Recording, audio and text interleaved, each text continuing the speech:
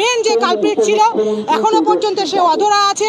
এই পারিজাতের মতন মানুষগুলো এদেরকে ধরে পিটান, এদেরকে বাংলায় কোনো জায়গা নেই।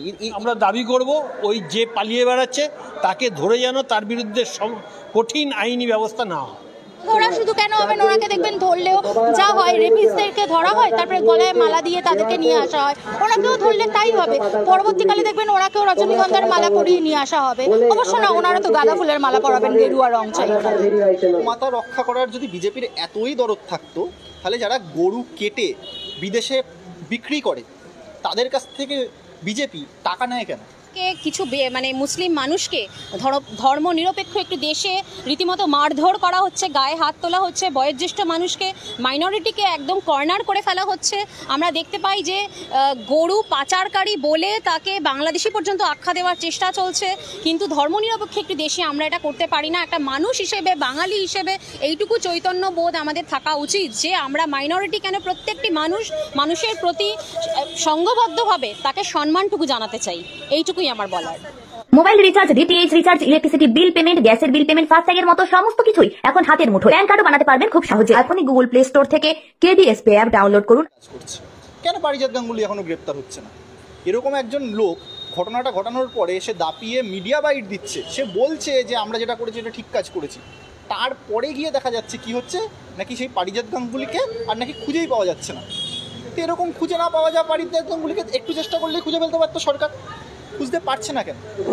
দেখুন, বিজেপির তো কাজই এটা, কে কি খেলো কে কি খেলো না এই নিয়ে রাজনীতি করা। দেশের শিক্ষা, সংস্কৃতি, স্বাস্থ্য এগুলো নিয়ে ওদের কিছু যায় আসে না।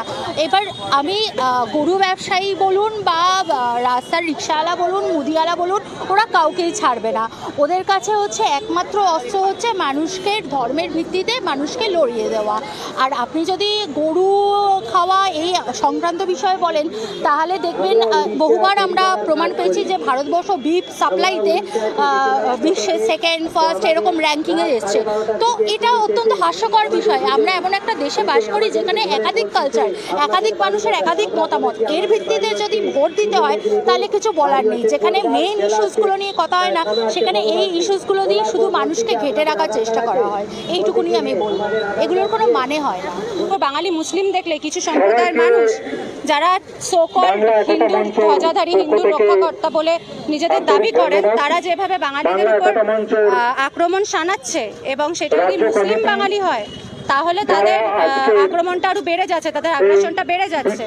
এটার বিরোধিতা করি আমরা। এবং আমি মনে করি সমাজ বিরোধী দল, সেই সমাজ বিরোধী যাদের সমাজ সম্বন্ধে কোনো জ্ঞান নেই, সমাজের প্রতি তাদের কোনো দায়বদ্ধতা নেই, যারা শুধু একটা কথাই বোঝে হিন্দু মুসলমানের বিভাজন, এবং সেই বিভাজন রেখা টানার ক্ষেত্রে তারাও কতটা কী করতে পারবে তার কোনো ঠিক নেই।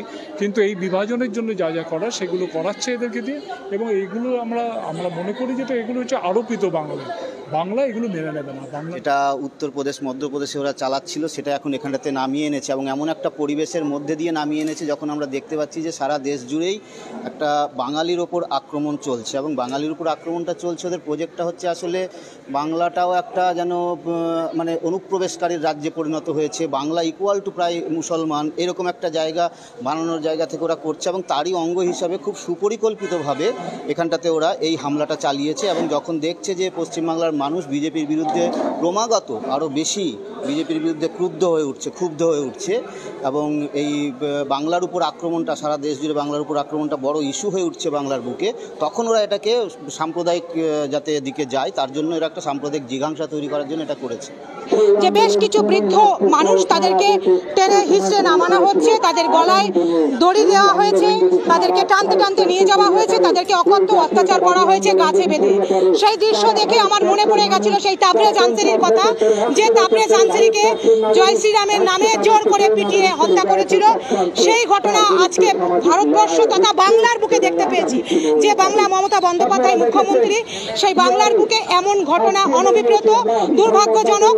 বাংলার প্রশাসনকে বলবো এমন ঘটনাকে শক্ত হাতে মোকাবিলা করার জন্য আগামী দিনে এদেরকে যদি গোড়া থেকে সমূলে নির্মূল না করা হয়, তবে বাংলার যে সম্প্রীতি সেই সম্প্রীতি অক্ষুণ্ণ হবে। তাই তাদের যে মেন যে কালপ্রিট ছিল এখনো পর্যন্ত সে অধরা আছে। আমি একজন বাঙালি হিসেবে দাবি জানাই, একজন ভারতীয় হিসেবে দাবি জানাই, একজন সুনাগরিক হিসেবে দাবি জানাই বাংলার শান্তি সম্প্রীতিকে বজায় রাখতে এই ধরনের উগ্রতাবাদকে সমূলে নির্মূল করা হোক, নাহলে আগামী দিনে ভারতবর্ষ তারা বাংলার সম্প্রীতি উন্নত হবে।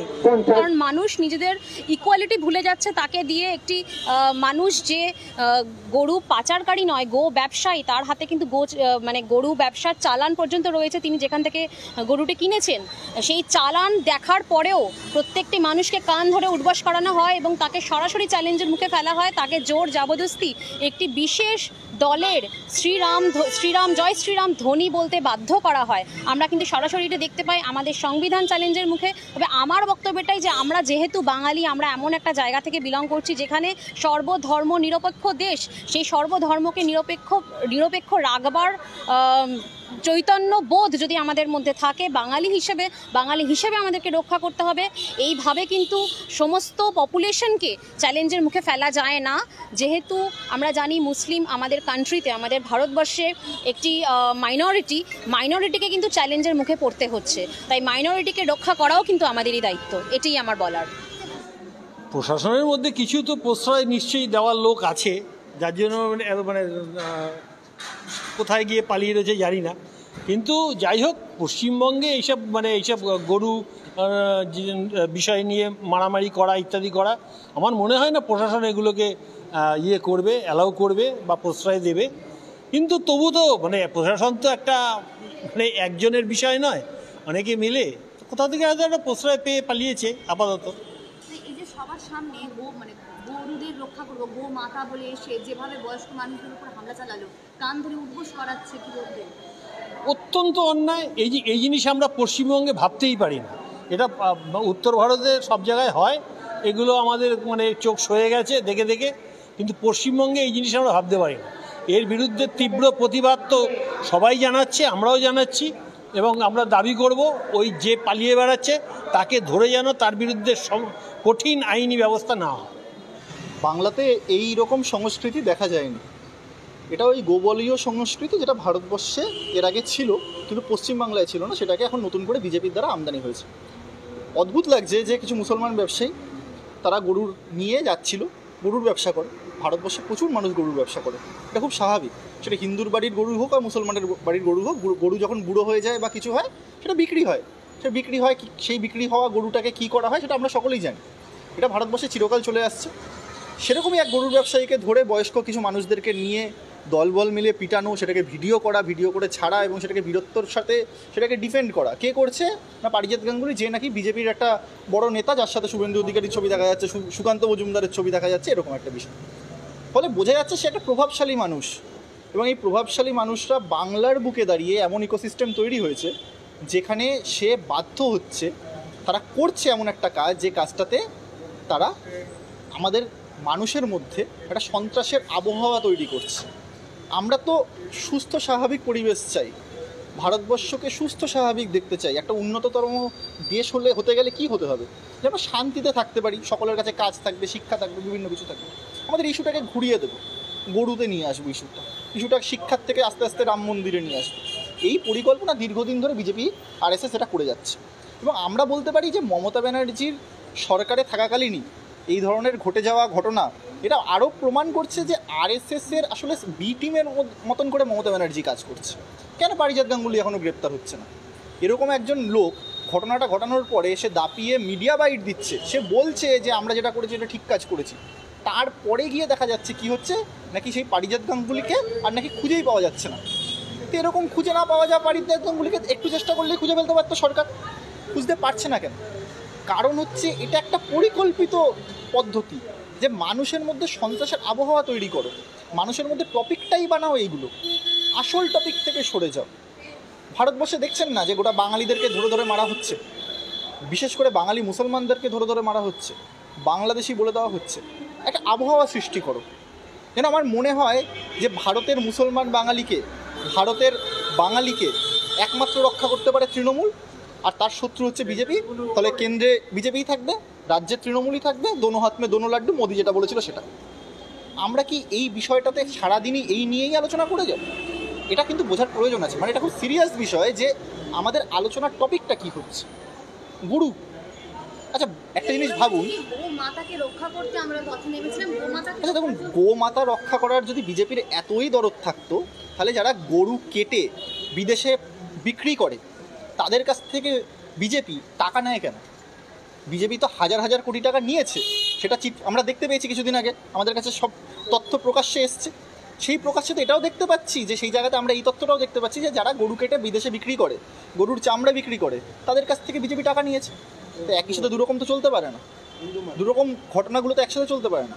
তো ফলে বোঝা যাচ্ছে বিজেপি আসলে ওই টাকার প্রেমিক, এবং আরএসএস এবং বিজেপির একটা চক্রান্ত যে ভারতবর্ষের মধ্যে আসল টপিক থেকে সরে যাও, ধর্ম করতে থাকো, গরু এই সেই বিভিন্ন রকম টপিক, যেই টপিকগুলোর কোনো মানেই হয় না, এই টপিকগুলোর মধ্যে আসলে আমাদেরকে মাতিয়ে রাখো, আসল টপিক থেকে সরে যাও। ফলে আদানিকে আরও একটা রেল, আরও একটা বন্দর, আরও একটা এয়ারপোর্ট বিক্রি করে দেওয়া যাবে। দুজন অভিযুক্তকে গ্রেফতার করতে পারলে মূল যার নাম উঠেছে পারিজাতি অধরা, এটা কি প্রবলেমটা হচ্ছে, দেখুন আসলে এটা একটা মুসলমানদের উপর একটা অ্যালার্মিং সিচুয়েশন ক্রিয়েট করানোর চেষ্টা হচ্ছে। এটা দেখানোর চেষ্টা হচ্ছে যে দেখো মুসলমান, তোমরা হচ্ছে চুপচাপ থাকো বাবা, তোমরা বেশি কিছু করতে যেও না, না হলে কিন্তু পারিজাত গাঙ্গুলির মতন ঘটনা আমরা ঘটিয়ে দিতে পারি। এই ঘটনাটা দেখানো হচ্ছে, এটা ক্রিয়েট করানো হচ্ছে, মানুষের মধ্যে একটা ভয়ের আবহাওয়া তৈরি করার চেষ্টা হচ্ছে, যাতে মুসলমানরা ভয়ে ভয়ে থাকে। আমরা বলবো যে বাঙালির মুসলমানরা, আমি তো মুসলমান নই, আমি তো বাঙালি, আমি বলবো বাঙালির মুসলমানদের আপনার ভয়ের কোনো প্রশ্নই নেই। এই পারিজাতের মতন মানুষগুলো, এদেরকে ধরে পিটান, এদেরকে বাংলায় কোনো জায়গা নেই। এদেরকে যদি আমরা রক্ষা করি, বাংলাটা কিন্তু উত্তরপ্রদেশ হয়ে যাবে, বাংলাটা কিন্তু গোরখপুর হয়ে যাবে। আমরা কি এরকম চাইছি? দেখছেন না, মানে যোগী আদিত্যনাথের নিজের কেন্দ্র, যেখান থেকে যোগী আদিত্যনাথ জিততো, সেই গোরখপুর জলের তলায় ডুবে আছে। এদিকে আমরা নাকি চারিদিকে প্রচার করে বেড়াচ্ছি উত্তরপ্রদেশের মুখ্যমন্ত্রী নাকি সবচেয়ে সফলতম মুখ্যমন্ত্রী। তার মানে কি আসল কাজের থেকে সরে যাও আর ধর্ম করো, মুসলমানের দোকান ভাঙো, মুসলমানের ঘর ভাঙো, মুসলমানকে রাস্তায় ধরে পিটাও, তার দাড়ি ধরে টাটানো, তার মাথা ফাটিয়ে দাও। এই চক্রান্ত থেকে দূরে যেতে হবে আমাদের। করানোর জন্য জাতপাত, ধর্ম, খাদ্য, এইগুলো নিয়ে, ভাষা, এইগুলো নিয়ে লড়াই ধীরে ধীরে চাইছে। তারই একটা রূপ দেখা গেছে দুর্গাপুরে, এবং সে দল পাল্টানো লোক, এবং তার অবিলম্বে শাস্তি হওয়া উচিত। আর মজার বিষয় হচ্ছে ভারতবর্ষ হচ্ছে গোমাংস রপ্তানিতে আগে ছিল ৪র্থ স্থানে, এখন ২য় স্থানে, এবং ৬টা যে বড় সংস্থা যারা গোমাংস রপ্তানি করে তাদের সবই নাম আরবি নাম, কিন্তু মালিকরা সবাই হচ্ছে জন্মসূত্রে হিন্দু, এবং তারা আরএসএসের লোক। এখন আরএসএস চাইছে, ওরা তো বলতো পিঙ্ক রেভলিউশন, তো পিঙ্ক রেভলিউশনে কী দশা। আর আপনি দেখুন যে যেখানে গৌশালাগুলো আছে সেখানে কত গরু না খেয়ে মারা গেছে, কত গরু প্লাস্টিক খেয়ে মারা যাচ্ছে, সেগুলো কে দেখবে? বিল পেমেন্ট বা রিচার্জের জন্য এখনো লম্বা লাইনে দাঁড়িয়ে সময় নষ্ট করছেন? তখন সবকিছু ডিজিটাল, আপনিও হয়ে উঠুন smart. Mobile recharge, DTH recharge, electricity bill payment, গ্যাসের বিল পেমেন্ট, ফাস্ট্যাগের মতো সমস্ত কিছুই এখন হাতের মুঠোয়। এমনকি প্যান কার্ডও বানাতে পারবেন খুব সহজে। আর প্রতিদিন স্ক্র্যাচ কার্ডের মাধ্যমে জিতে নিন লাকি গিফট।